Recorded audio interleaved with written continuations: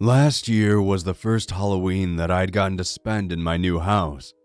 I choose not to talk about it very often, because something rather unusual happened to me that night, and I feel like even if I told someone about it, they probably wouldn't believe me anyway. But we're getting closer and closer to Halloween once again, and I think that I need to tell somebody about it, if for no other reason than perhaps as a cautionary tale. You see, I moved into my house in late October of last year. At the time, it was just me and my English bulldog, Patch.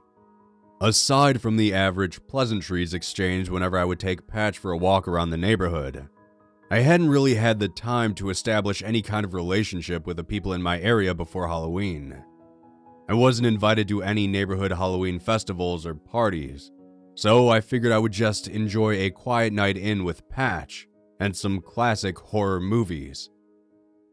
The first thing I did after moving in was to install one of those doorbell motion sensor cameras, so I figured with that, trick-or-treating would be a breeze.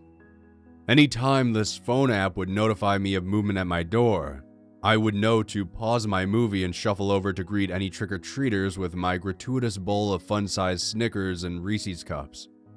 I hadn't really had the time to invest in a costume myself, so I figured that stocking my candy dish with the classic favorites would suffice for my Halloween spirit this year.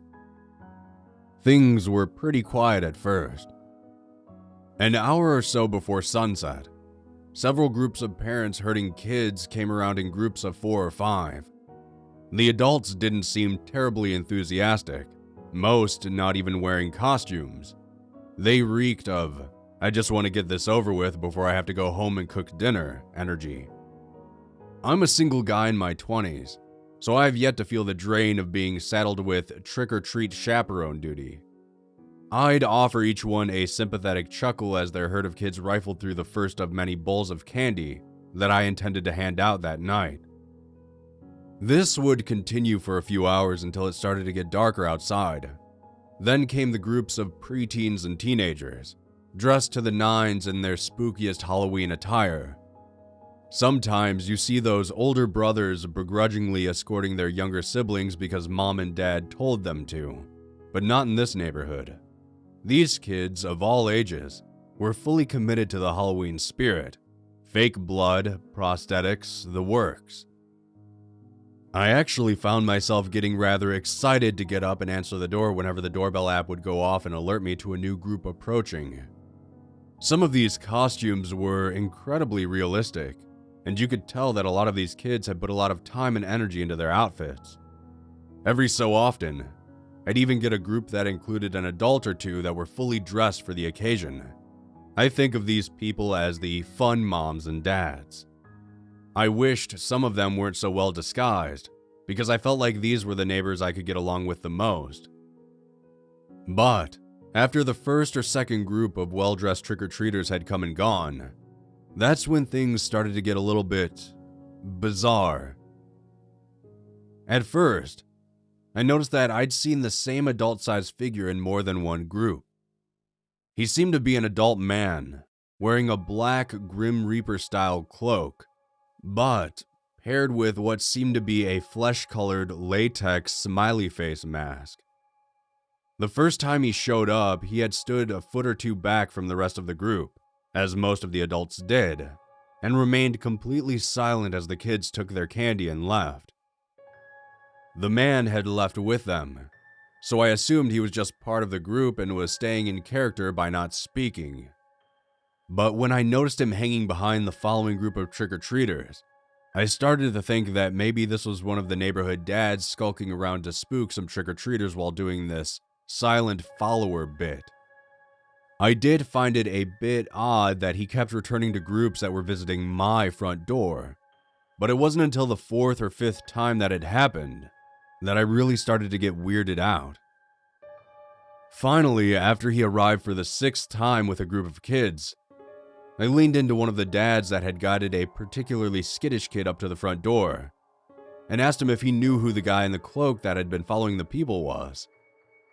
He looked at me quizzically, and gave me a hearty chuckle, before patting me on the shoulder and telling me, "Haha, good one." He turned and walked away with a group of kids in tow, the cloaked figure following shortly behind them.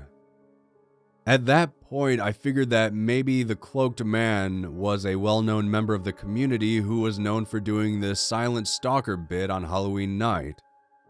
None of the adults or kids seemed to notice him, or even acknowledge him as he followed them away from my porch.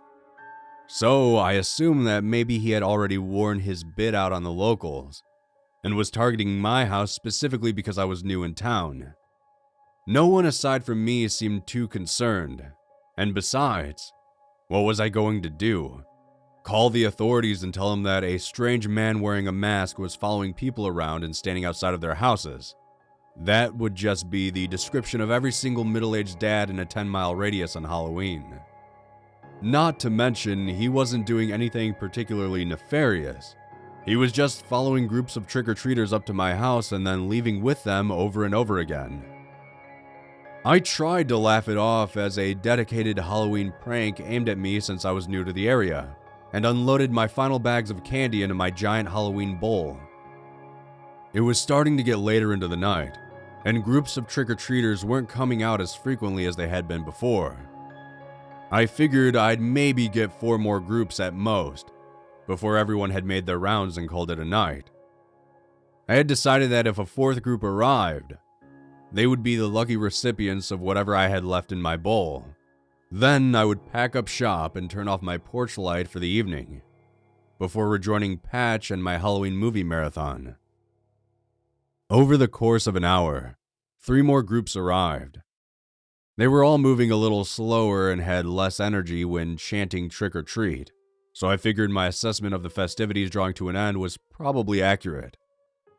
I had noticed, however, that the mysterious cloaked figure hadn't accompanied these last 3 groups of trick-or-treaters.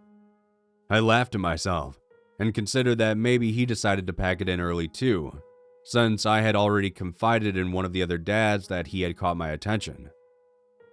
There was a rather lengthy pause in activity after the 3rd group, and I considered calling it a night and turning the porch light off despite the lack of a 4th group to unload the remaining candy on. Sure, it would leave me with nearly half a bowl of uneaten candy, but I could always just take that into the office the next day. I don't know many people who would turn down a free peanut butter cup. Just as I stood up to go turn off the porch light, my phone illuminated again to tell me that there was motion at my front door. I chuckled to myself, and once again picked up the bowl, fully prepared to make some kid's night with a jackpot of candy bars. That's when all of a sudden I noticed Patch staring at the front door, his fur ruffled, and letting out a deep, low growl. This made my stomach drop, because Patch was not an easy dog to get riled up. In fact, all evening, he hadn't so much as woken up from his nap whenever I'd answered the door before. I waited for a knock or my doorbell to ring, but neither ever came.